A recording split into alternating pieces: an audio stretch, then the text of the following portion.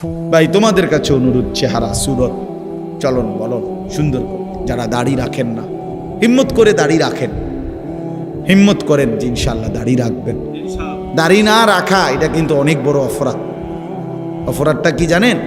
অপরাধটা হলো যে ব্যক্তি দাড়ি কাটে নিয়মিত, আমার কাছে মনে হয় সে আল্লাহর সাথে বিদ্রোহ করে এবং আল্লাহকে বলে ডাইরেক্ট যে হে খোদা আপনি দিবেন আমি কাটব, আপনি দিবেন আমি কাটব, আপনি দিবেন আমি কাটব, আমি বেড়া হইলে আপনি খোদারে দেখায় দিব, আপনি দিতেন পারেন কতক্ষণ, আমি কাটতে পারি।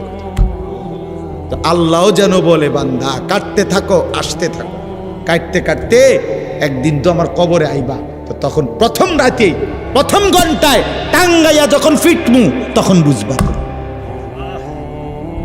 মাতবুরি ছুটাই দেবো তোমার।